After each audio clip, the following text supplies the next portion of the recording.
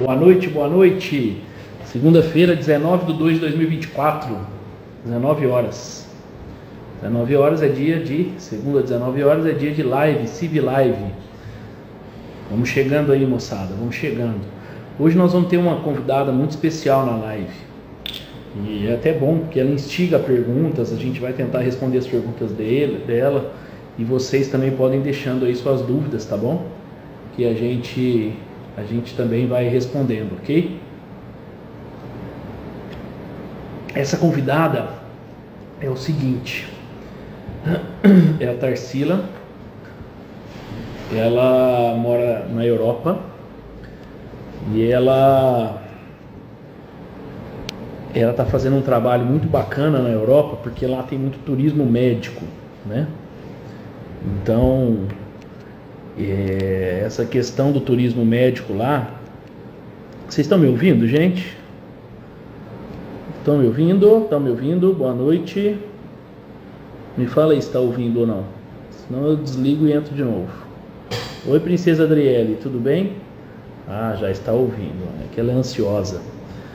Então, pode mandar aqui, tá, Tarsília, a solicitação para entrar, que a Tarsília vai entrar na live com a gente. E como eu estava dizendo, ela é muito bacana, porque ela mora na Europa e ela faz um trabalho de divulgação do nosso trabalho aqui e também de ajuda para todos vocês, tanto na Europa, nos Estados Unidos, ou até no Brasil mesmo, que não moram em Rio Preto. Ela vai fazer um trabalho de ajuda. Olá. Oi, Tarsília. Olá, doutor Tiago, boa noite, tudo bem? Boa noite. Tudo bem, e você? Tudo bem, graças a Deus. Ué, você não está aparecendo aqui na minha tela. Você está na sua tela aí? Tá te aparecendo? Tá, eu acabei de desligar e liguei de novo a câmera. Tá. Vê se apareceu. Vamos ver. Mas ainda não. Não? Não. Isso na última live com o doutor Leandro. A gente ficou na live e eu via ele, mas ele não me via. Deixa eu tentar, ou quer que eu solicitar pelo da Venery? Pode ser? Eu acho que tem. Pode ser. Tá, então vou desconectar e já chamo. Tá, joia. Obrigada. Bom, então eu vou. Para nós aparece. Eita, se eu soubesse, podia ter deixado, né? Mas nós vamos. Eu vou deixar a Tarsília se apresentar aqui, porque ela vai contar bastante a história dela e de como ela teve essa ideia de abrir uma empresa.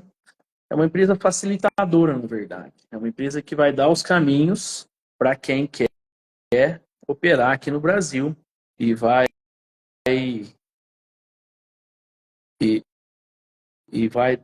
facilitar essa vinda, sabe, das pessoas para o Brasil.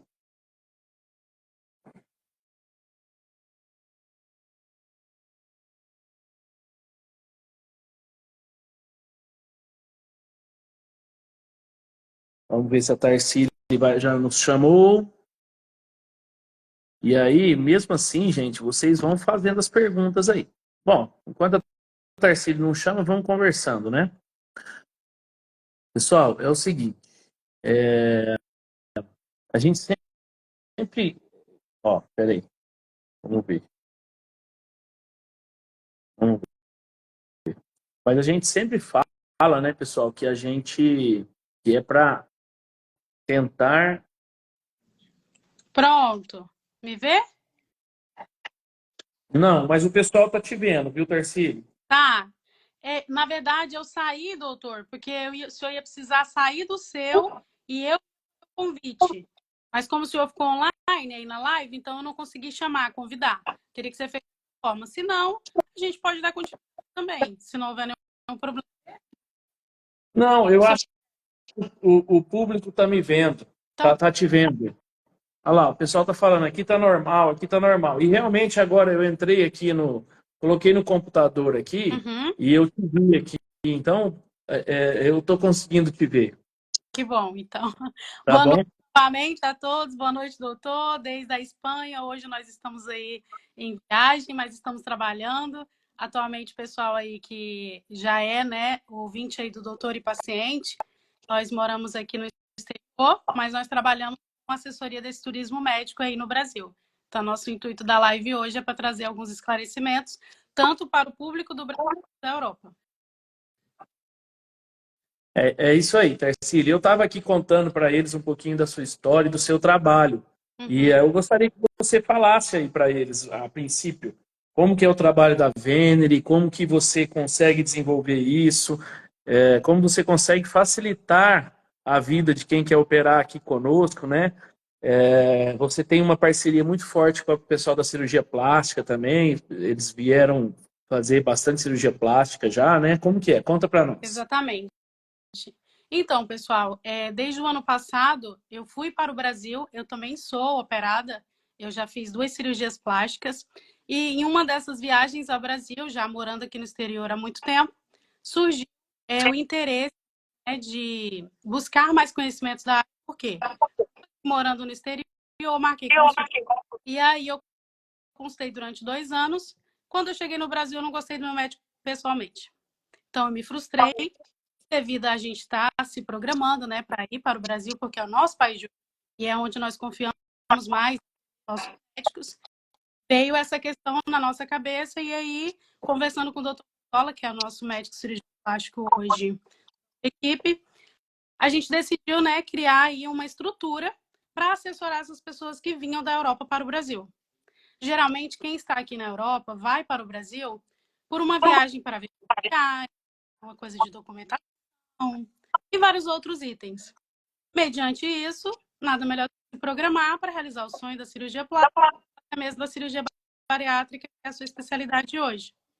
Então, foi aí que surgiu a ideia de realizar esse turismo médico, que hoje é um pouco paralelo, parecido com o da Turquia. Que na Turquia nós temos esse trabalho hoje, eles já atuam nessa área há muito tempo, mas, mediante a nossa qualidade de cirurgia plástica e a facilitação, né, que nós, por ser o nosso idioma, por conhecer os nossos cirurgiões, por saber que somos um dos melhores países em cirurgia plástica, a gente conseguiu aí planejar já uma grande quantidade de pacientes, dando consultoria, tratamentos e estrutura para que eles possam vir ao Brasil tendo um suporte, tá? Isso. E falando aqui, né, Tarsili, você está falando muito de cirurgia plástica aí, que você tem maior vivência, mas a cirurgia bariátrica brasileira é uma das melhores do mundo, tá? Exato. Hoje a gente é o segundo país que mais faz cirurgia bariátrica no mundo inteiro. Nós fazemos em torno de 100 mil cirurgias bariátricas por ano. E nos congressos mundiais aí, os brasileiros sempre dão aula, assim, o resto do mundo vem aprender com a gente, tanto da Europa quanto do Novo Mundo aqui das Américas. O próximo presidente do, da IFSO, que a gente chama, né, que é o órgão máximo da cirurgia bariátrica mundial, o próximo presidente é brasileiro, é o Dr. Ricardo Cohen, Legal. que é do Oswaldo Cruz.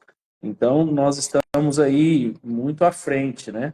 Então, quando a gente fala de turismo médico, quando a gente fala de viajar para operar, é muito seguro vir para o Brasil para fazer cirurgias.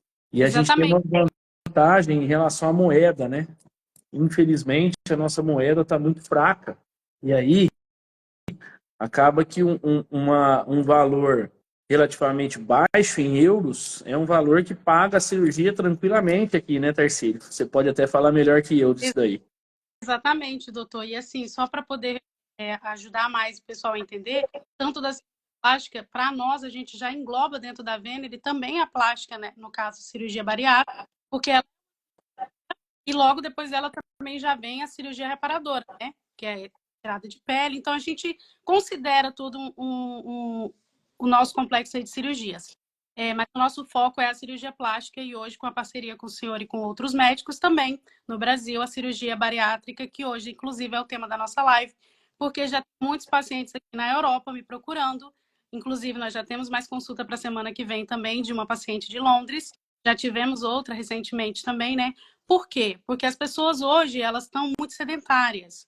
As pessoas, elas estão aí vivendo num século que tá, tudo é muito rápido, ativo, e elas não estão cuidando da saúde, da alimentação, não estão praticando atividades, e isso está gerando aí um certo nível alto de obesidade. Então, hoje o nosso tema é o quê? Trazer conhecimento para o público e que eles saibam que nós temos hoje cirurgia e que o senhor vai nos explicar um pouco mais como funciona essa cirurgia, para que eles possam conhecer mais e sentir mais um pouco da cirurgia aos seus conhecimentos. É isso aí, Darcy. A cirurgia bariátrica, hoje a obesidade é uma doença e a gente chama de pandemia, né? Deixa eu dar um oi pro meu sobrinho aqui, Otávio. Oi, Otávio, tudo bem? Então, a cirurgia bariátrica é uma doença, pandemia quer dizer no mundo inteiro, né? E por quê? Na verdade, é uma doença multifatorial, não tem só um porquê. Não é só o sedentarismo, não é só a alimentação. Está existindo uma mudança muito grande no nosso modo de viver. Então, o nosso organismo ele foi programado para viver lá na época que, por exemplo, não tinha comida, não tinha supermercado, não tinha geladeira para guardar comida. Então, a gente foi programado para isso. Então, vamos fazer uma volta ao tempo, uma viagem ao tempo. Imagina lá o homem das cavernas. Não tinha geladeira, não tinha fogão, não tinha leite condensado, não tinha doces. Então, existe uma lei que chama Lei da Seleção Natural. Ou seja, o mais forte sobrevive. Então, quem sobrevivia naquela época? Quem tinha um instinto maior em procurar comida. Quem tinha uma vontade maior de levantar e ir caçar, por exemplo. E quem guardava energia.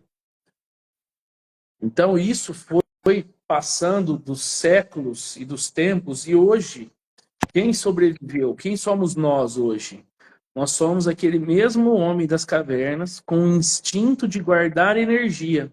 Então, nós procuramos comida, isso é natural do ser humano. Nós somos uns leões numa selva cheia de comida que a gente não precisa matar ninguém, a gente não precisa caçar, é só esticar o braço e tem comida.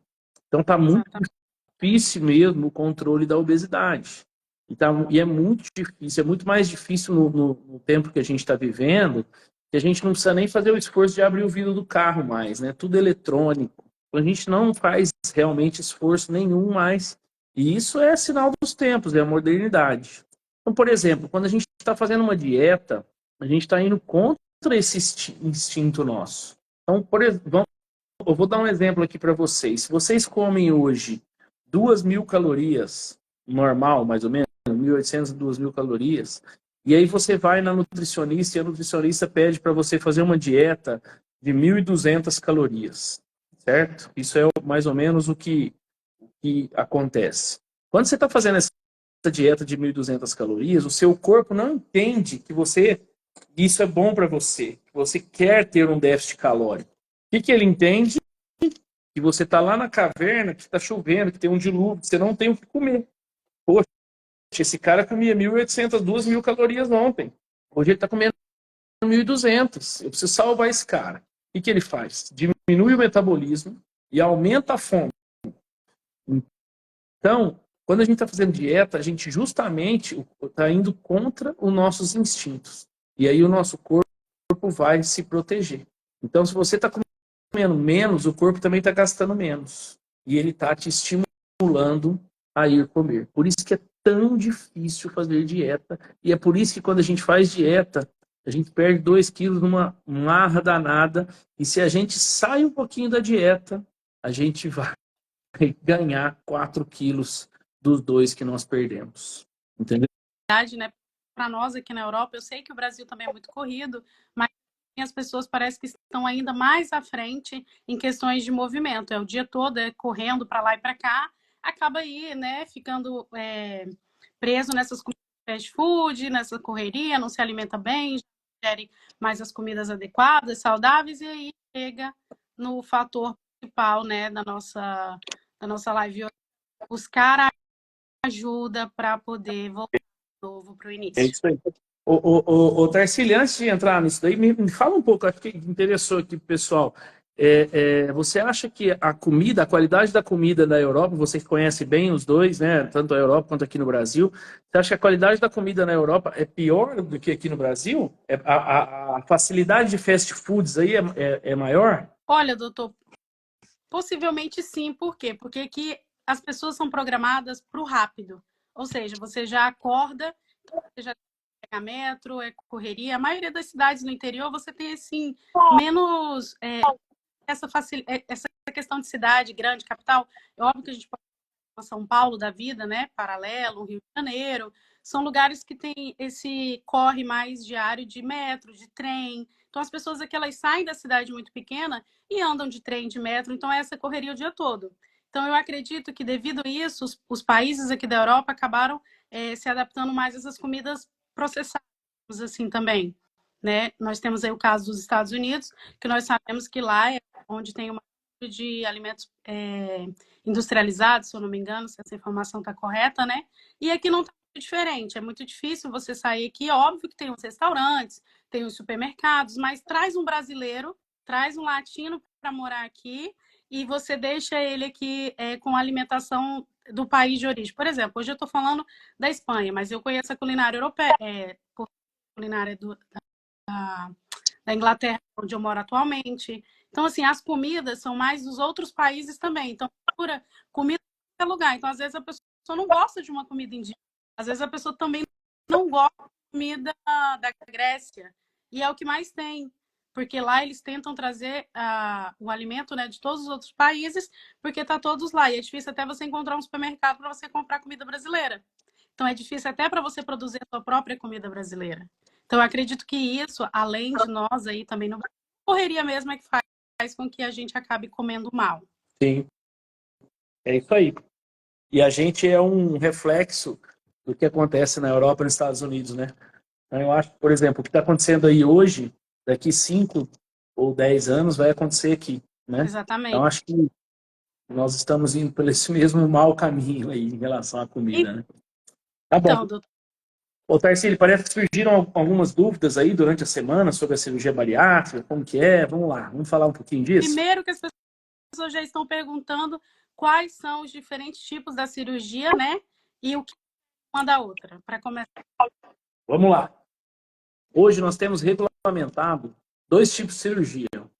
Um tipo de cirurgia é o bypass, bypass gástrico em Y de Roux, que é o tipo mais comum aí, mais antigo. As pessoas que me seguem aí sabem como funciona essa cirurgia muito bem. Eu tenho bastante vídeo lá no meu Instagram sobre isso. Então o bypass é o seguinte, você tem aqui um estômago inteiro, certo? No bypass a gente vai cortá-lo dessas linhas aqui que eu estou passando o dedo, ó. Então ele vai ficar desse tamanhozinho aqui. Então, um estômago no bypass inteiro caberia aí 2 litros, 2.000 ml de alimento. Um estômago cortado no bypass, ele vai caber em torno de 50 ml. E aí aqui vai seguir o intestino. A gente vai pegar um pedaço desse intestino aqui e trazer, emendando aqui, ó. Vamos supor aqui que está emendado. E aí a comida vai vir do estômago, cair no intestino e vai embora. Então, esse é o bypass. É uma cirurgia que usa basicamente 2 mecanismos de perda de peso, que é a restrição, ou seja, um estômago pequeno, e uma certa desabsorção ao desviar o intestino. Ok? Importante falar que nessa técnica a desabsorção é pequena, o desvio intestinal é pequeno, não é aquela técnica que você come e já vai no banheiro, que perde muitos nutrientes, não é isso. É uma técnica bem bacana. Hoje é a dita, é a padrão ouro no mundo inteiro. Okay? A outra técnica que a gente faz chama-se sleeve gastrectomy, ou manga gástrica, né? Do inglês manga, sleeve manga. Como que funciona a sleeve? A sleeve, ela só vai mexer no estômago. Então é uma cirurgia que a gente vai cortar nessa linha aqui, ó, tá? Ou seja, o estômago vai ficar desse tamanho. É um estômago que vai caber aproximadamente 150 ml. Então, o nosso estômago normal cabe 2 litros. O estômago do sleeve vai caber aproximadamente 150 ml. Tá aqui o sleeve, ok? Grande vantagem dessa técnica é ela não mexe no intestino, então não tem desvio intestinal. A anatomia intestinal vai ficar intacta. Aham. Essa técnica, para quem tem refluxo, azia, queimação, ela não é muito legal. Por quê? Porque quando a comida vai passar pelo tubinho do estômago aqui, existe um músculo aqui na saída do estômago que se chama piloro. E esse músculo vai fechar para a comida ser digerida aqui. Como agora o estômago é só um tubo, vai aumentar a pressão dentro do estômago e vai voltar, provocando um refluxo. Então a gente fala que o sleeve ele não é muito indicado para quem tem refluxo. O sleeve foi criado na década de 2000, o bypass na década de 80. Então o sleeve é uma cirurgia mais nova. E o sleeve hoje já é a cirurgia mais realizada no mundo inteiro, Tarcísio, você acredita? Por quê? Por ser uma cirurgia relativamente mais simples, menos agressiva, é uma cirurgia que vai levar a uma perda de peso bacana, ou seja, vai levar a um resultado bom e não mexe no intestino. Então tem um apelo muito grande a isso, sabe? Aqui na clínica, nós fazemos mais ou menos, tá? 50% de bypass, 40% de sleeve e 10% outras técnicas ou técnicas revisionais. O que é técnica revisional? O paciente operou há 10, 15 anos atrás e voltou a engordar. Então a gente vai dar uma nova chance, a gente vai estudar o caso dele individualmente e vai fazer uma nova cirurgia. O fato dele ter voltado a engordar, será que eu vou falar assim para ele? Ele é preguiçoso, ele não seguiu as normas, ele voltou a engordar, eu não quero nem saber dele, já fiz a cirurgia, ele que procure emagrecer de outras formas. Não. A obesidade é uma doença crônica. O que significa doença crônica? Ela é praticamente incurável, ela tem controle, ela não tem cura. Então, por ser crônica, ela tem controle. Então, ela pode ficar controlada pela cirurgia 5, 10 anos e existe na literatura mundial 15 a 20% de reganho de peso. Então, você que fez a cirurgia pode voltar a ganhar peso, tem que tomar muito cuidado. E se voltar a ganhar peso, sim, nós temos algumas soluções que podem ser feitas, algumas cirurgias revisionais, ok? Então, basicamente, três tipos de cirurgia: bypass, sleeve e revisional. Vamos lá, Tarcísio. Inclusive, hoje eu estava estudando sobre a cirurgia para poder conhecer um pouco mais, para poder dividir aqui, para trazer mais conhecimento, né? E tá aí mais aprofundado na... Eu vi esse fator relativo aí que o senhor trouxe agora, falando sobre essa questão, né?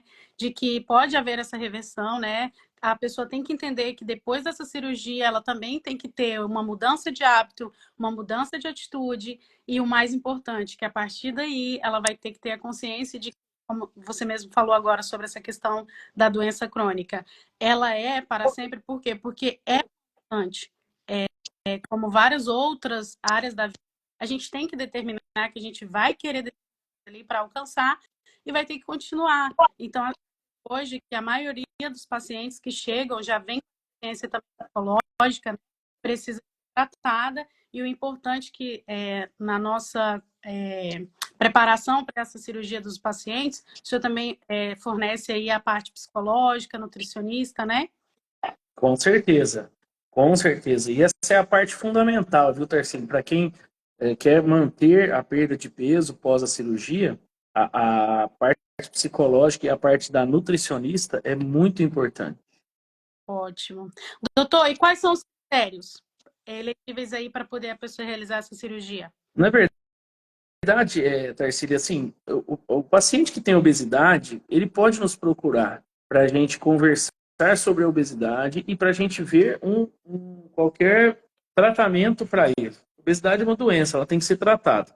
Mas os critérios para a cirurgia hoje são feitos através do IMC, Índice de Massa Corporal. Então, como que você calcula o seu IMC? Pega o peso e divide pelo quadrado da altura. Se esse IMC for maior que 40, você tem obesidade mórbida. Então, você tem indicação de cirurgia.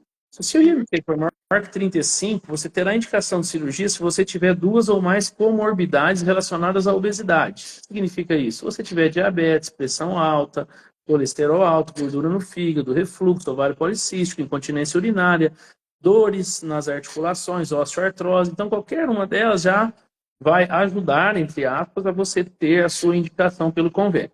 Mas, assim, eu acho, Tarsila, que esses números, assim, eles são de 1991, que foi estudado isso nos Estados Unidos, eu não me lembro, agora, acho que é a Universidade de Michigan, que fizeram a reunião e fizeram esse guideline aí para indicar a cirurgia. Então, já é alguma coisa bem antiga.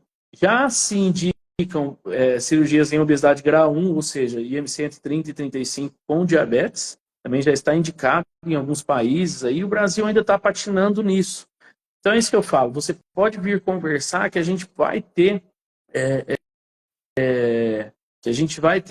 sempre aí uma solução para você. O Tiagão aí tá falando, eu concordo, o acompanhamento com a Nutri é tudo. A minha é a Adlan, top da clínica. A Adlan é muito top mesmo. Aqui nós temos os melhores profissionais para lidar com obesidade e cirurgia bariátrica, pode ter certeza. Que ótimo. Obrigada, Thiago, pela participação. Tem uma questão que o pessoal me perguntou muito, né, em relação aos benefícios e os riscos dessa cirurgia. Porque se fala muito, né, nesse mito, é muito perigoso uma cirurgia bariátrica. Como é que é isso? Porque, como você mesmo falou agora, né, isso já é algo muito antigo, já evoluiu muito, já realiza até a cirurgia robótica, né, que o senhor mesmo já realiza de base. Conta pra gente um pouquinho sobre isso, para o pessoal ficar aí mais feliz, né? O que acontece? Eu recebo vários pacientes aqui que falam, eu queria muito fazer cirurgia, mas eu tenho medo, aí vem conversar. Exatamente. Esse medo é normal. Eu não vou tirar o medo de você. O medo que você tem para ir para a cirurgia existe, tem que existir, é normal do ser humano. Por quê? Porque toda cirurgia tem seu risco. Então, você vai fazer uma cirurgia, você está ciente desse risco. Pode acontecer alguma coisa. Mas o que a gente costuma trabalhar? A gente trabalha com índices. E o índice de complicação da cirurgia bariátrica hoje, é claro, feito por grandes centros que têm a especialização nisso, né, que são especialistas em cirurgia bariátrica, esses riscos são mínimos. Então, são muito baixas as taxas de complicação da cirurgia bariátrica. E o obeso, ele não entende a obesidade dele como uma doença que chega a ter 30 vezes mais risco. Então é isso que eu explico. É normal você ter medo da cirurgia, só que tenha medo da sua doença, obesidade, que ela vai te levar a 30 vezes mais risco de desenvolver uma complicação do que a cirurgia. Como é que eu falo isso? Aí o paciente começa a entender. E aí eu ainda dou um exemplo que é um pouco exagerado, é claro, não tem muita coisa assim, não é tanto assim, mas, por exemplo, se você tiver com câncer de estômago, você vai ter medo de operar, não vai? É claro, todo mundo tem medo. Só que você não vai nem pensar duas vezes, porque você tem muito mais medo desse câncer que está dentro de você. Então a obesidade tem que ser comparada a um câncer, tem que ser comparada a uma doença também e tem que ser tratada, tá bom? Ótimo. Fazendo junção a essa pergunta, tem outra que ela é muito próxima e que a gente também já aproveitar o gancho, que fala sobre essa doenças, né? Que, por exemplo, a diabetes e a pressão alta são as doenças aí também causadas pela obesidade, certo? Elas podem ser pioradas pela obesidade, podem ser causadas também pela obesidade. Não quer dizer que todo mundo que tem diabetes é obeso. Não, tem gente que tem diabetes e é magro. Então, tem outras causas também, né? Mas com certeza a diabetes, a pressão alta, o colesterol, gordura no fígado, a apneia do sono estão muito relacionadas à obesidade. Ótimo, doutor. Quando a gente fala sobre isso, vem aí a questão da recuperação também. Por exemplo, esse paciente, ele vai decidir que ele vai realizar a cirurgia bariátrica, ele vai mudar aí. Como é que é feito após a cirurgia, a recuperação desse paciente? Tá. Tempo que é feito para a gente entender um pouco mais. É isso aí, Tarsílio. O que acontece, né? Hoje em dia, essa cirurgia é feita de forma minimamente invasiva. Ou por meio da videolaparoscopia, que são alguns furinhos, ou até por meio da robótica. A cirurgia robótica hoje está avançando muito no nosso meio da cirurgia bariátrica. A gente tem feito algumas cirurgias por robótica. A os furinhos, na verdade, na barriga são os mesmos. O que vai mudar é a precisão a precisão dos movimentos robóticos. Mas, enfim, vamos falar da videolaparoscopia ou da robótica de modo geral. Tá. Esse paciente ele vai ser internado um dia, vai ser operado no mesmo dia e vai ter alta no dia seguinte. Então, ele fica em torno de 24 horas internado no hospital. Primeiros 5 a 7 dias, eu peço para ficar mais quieto. Eu não peço um repouso. Na hora que você fala em repouso, o paciente já imagina que tem que ficar deitado, parado, né? Não, é um repouso relativo. Você vai andar em volta de casa, pode sair no carona, só não pode dirigir, não pode pegar peso, não pode fazer esforço. Nos primeiros 7 a 10 dias. Passando essa fase, tiramos os pontos, já pode dirigir, vida praticamente normal. Só não pode pegar peso. Então, ir para academia, fazer alguns exercícios mais intensos, só depois de 30 a 40 dias. Perfeito. E as complicações, doutor? Como é essa questão de complicação após a bariátrica? E como ela como eu disse, a cirurgia bariátrica, ela tem, hoje em dia, a taxa de complicação está muito pequena. Mas a gente é obrigado a falar sobre isso, né? A gente precisa falar sobre isso porque, apesar de ser pequena, pode acontecer. As principais complicações que podem acontecer, complicações cirúrgicas, são sangramento, trombose e fístula. Primeiro, sangramento. Algum sangramento inadvertido de algum vaso, alguma coisa, que isso é fácil da gente perceber. Se Deus quiser, a gente controla em quase 100% dos casos. Trombose. Trombose já é um pouco mais perigoso. Então, a gente usa vários métodos, inclusive medicamentos para afinar o sangue, entre aspas, né? Que são usados para evitar a trombose. Outra coisa que evita também a trombose, a gente pede para os nossos pacientes deambular já, saiu da cirurgia, chegou no quarto, já vai andar, entendeu? A gente usa a bota pneumática no intraoperatório, depois chegou no quarto, vai andar já, isso diminui muito o risco de trombose, tá? Esse é o medo das complicações cirúrgicas, né? Da cirurgia em si, fora reações alérgicas, complicações anestésicas, alguma coisa assim. Outro medo que as pessoas sempre têm, que a gente sempre conversa, é um medo tardio, né? Como eu vou ser depois da minha cirurgia? Como eu vou ser daqui 1 ano, daqui 2 anos? Exatamente. Então, as pessoas acham que vão ficar vomitando, que vão perder o prazer pela comida, que vão adquirir outros vícios, enfim. Essas questões, eu acho que a gente precisa pensar muito bem, precisa ser muito bem esclarecida de que é muito importante o segmento. Então, aqueles pacientes que aderem ao segmento com a nutricionista e a psicóloga direitinho, vão ter maior sucesso. Vão ter menos chance de ter vômitos, vão aprender a comer, vão ter menos chance de ter complicações, por exemplo, ir para bebida alcoólica. Enfim, eles vão ter menos chance. E aí talvez surja na cabeça aí do pessoal, aí, principalmente da Europa, né? Mas como que eu vou fazer esse acompanhamento? Hoje o mundo está muito interligado, né, Tarsila? Assim como nós estamos conversando, você está aí na Europa, pode fazer tranquilamente as consultas online com a nossa equipe aqui, entendeu? Isso então, assim, importante, né?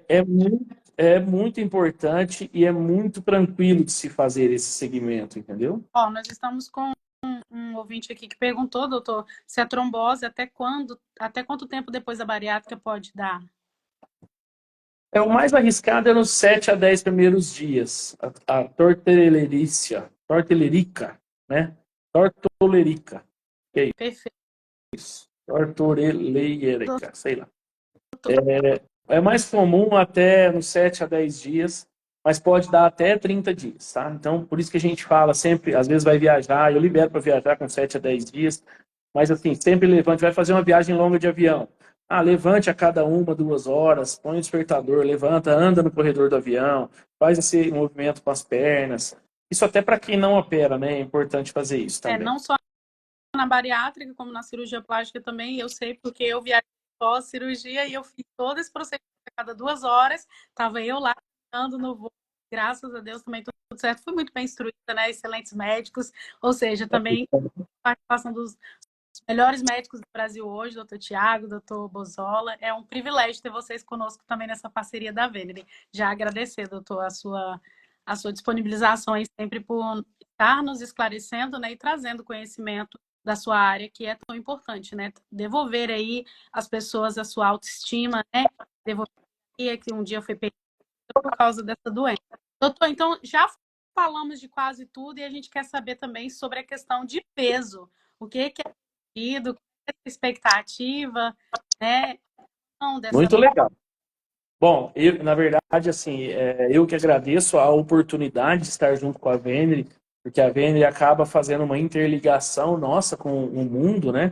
É uma facilidade dos pacientes virem, né? Tornar esse sonho uma realidade, que às vezes as pessoas nem sabem que pode sair da Europa e vir operar aqui, não tem problema nenhum, sair dos Estados Unidos e vir operar aqui, não tem problema nenhum. Já fiz várias cirurgias de pacientes que moram na Irlanda, na Inglaterra, nos Estados Unidos, enfim.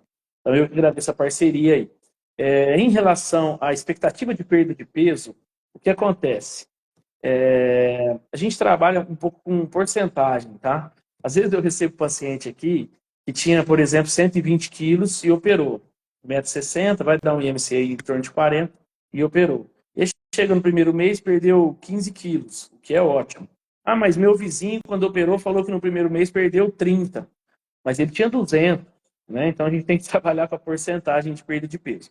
A gente espera que as cirurgias vão te dar 80% a 90% de perda do excesso de peso. Uau. Então, por exemplo, se você é uma mulher e tem 1,65 m, seu peso ideal é em torno de 60 a 65 quilos. Se você tem 120 quilos, você vai ter 60 quilos de excesso de peso. Então, a cirurgia vai te dar 80%, se for 80%, 48 quilos. Se for 90%, 45, 55 quilos, 54 quilos. Então, assim, a cirurgia ela te dá muita perda de peso. E aí vai depender muito de você, de como você vai encarar o seu pós-operatório, de como você vai reagir ao seu pós-operatório, para ter o resultado otimizado ou não, né? Então, aquele paciente que segue tudo certinho, que vai para academia, ele fica muito bem. E aí eu ainda falo para os pacientes que depois de um ano e meio, eles não se apeguem tanto à balança. Tem que se apegar à bioimpedância, à impedanciometria, tem que ver como que está a sua massa muscular, se você perdeu gordura, se você manteve a sua massa muscular, se você está aumentando a sua massa muscular através de exercícios físicos, uma boa alimentação, enfim. Então, basicamente, é isso daí. O comprometimento desse paciente, né, depois da cirurgia, manter, né, essa disciplina em continuar os cuidados, e aí ele vai manter esse resultado. Ó, tem um ouvinte assim, morro de vontade de fazer, tenho medo, de todos que fizeram desperta algum outro vício, pode vir a dar depressão, é verídico? Se não for bem acompanhada, Por isso, é verídico. né, da psicóloga ajudando, né? Precisa ser muito bem acompanhado, né? E pelo psicólogo, fazer uma avaliação pré-operatória. Muitas vezes o que acontece é que ele já tinha um vício antes e não foi detectado. Essa é a maioria das vezes.